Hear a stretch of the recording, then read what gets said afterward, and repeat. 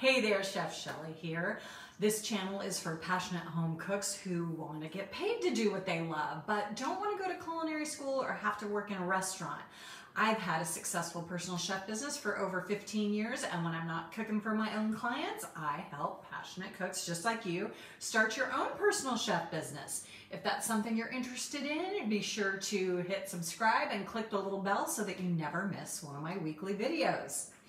So last month I had a fantastic workshop with a bunch of passionate cooks to help them plan starting their personal chef business. And it was supposed to be an hour long, but there were so many questions and stuff at the end that people wanted to know about their own specifics that it went over an hour and a half long. And when I went back and looked through the Q&A, there were even some that I missed. So I'm coming at you this week with 5 of the best questions that were left that we didn't have a chance to get to in the workshop. So, first question, do you use monthly contracts? The short answer is I don't, most don't, some do. So the number one question to ask yourself when you're trying to decide for your own personal chef business if you want to use contracts or not is it may feel good to think of having a client in a, say, 3-month contract for weekly meal prep. And again, we're just talking about meal prep. Catering is different. There always should be a signed agreement for catering.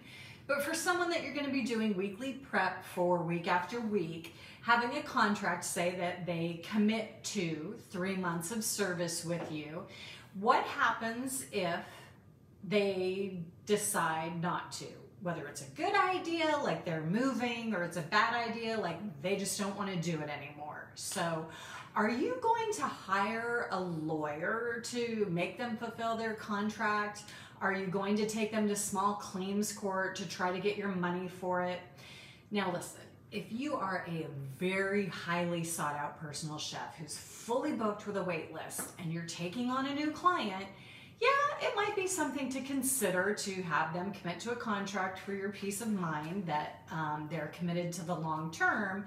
But really, all you're going to get is that peace of mind if you're really deciding that you're not going to pursue legal action with it. So just a couple things to consider if you're thinking about contracts. So question number 2, how do you have a personal chef business as a very part-time side hustle? Okay, a lot of people, if they don't start out personal chef business as a side hustle to get out of a full-time job, they might just be doing it on the side of a full job that they also love. So the most important thing to first decide is, what does part-time mean? Is that one small catering a month or one weekly meal prep client? Exactly how much time do you have to serve clients, okay?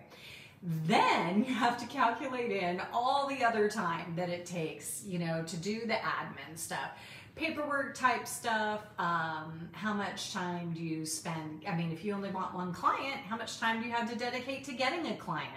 Now, if you already have people asking you to cook for them, that of course is easier. You just need to know then the boundaries of how much you'll work when you're able to. So other than that, everything is really the same. You still need to be set up as a real business with your specialty, your recipe library, your pricing, your insurance, your business bookkeeping, your systems of how your cook day will run or your event will run, you know, and a business plan so that it's all in one place, right? Question number 3, do you use prepackaged foods? Now, I don't make fresh pasta for every dish. While I would make fresh pasta if it was requested by a client, you know, sometimes I even clients want uncooked pasta on the side so they can cook it themselves and put it together with the sauce or protein or whatever at the time so they can get the texture they want. But just because I buy prepackaged pasta, I wouldn't buy like pre-made Alfredo sauce, you know, if someone wanted Alfredo sauce or something. So there are things I would buy like demi-glace pre-made I don't make my own sriracha or tahini or mayo, so things like that. But there are, personal chefs who make everything, and that's a line that you need to draw in your own business. How much will you make from scratch, and what will you purchase? All right, next question. How important is having a website? Well, I will admit, I used to be team 100% website, but things have changed, and now it's very interesting. Even my Facebook business page now ranks on Google. So reasons I still think it's important to have a website, or at least something you can point people to, like a Facebook business page, is it really gets back to that know, like, and trust factor, right? It's a place where you can put testimonials, food pictures, sample menus, explain your services and put your pricing, and most importantly, a contact form for potential clients to be able to easily reach out to you. Google is a slow burn for you to rank, and you can send people to a website, but it's going to take time for the website to rank, and that's if you set it up right. That's why I have a whole lesson on this inside the Personal Chef Business Academy on how to do it simply, inexpensively, and to get ranked in Google. Now, you can get a domain name and hosting and put together a plug-and-play website on Bluehost. Right now, I checked, for $35. That includes a year's worth of hosting. So you can check out, I'll drop a link in the description for that too, if you do want to do a website. It does not have to be a monstrous expensive thing that someone else does for you. Finally, question number 5, how to cool off food fast so it's less time consuming. The easiest way and the fastest way to do this, and speed is important because it's all about food safety. You don't want the food to be out of the safety temp range that puts it into a space where bacteria will be growing, right? And that's something you should learn if you've done your food handlers. That's where you can learn about all things food safety, like temps.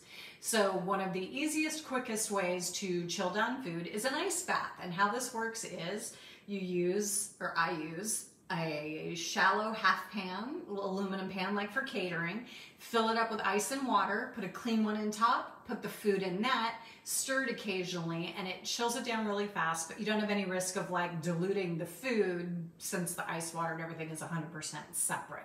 So that is the fastest way you can chill down food for when you're done with your weekly meal prep, so that you can package it all up and put it in the fridge for the client.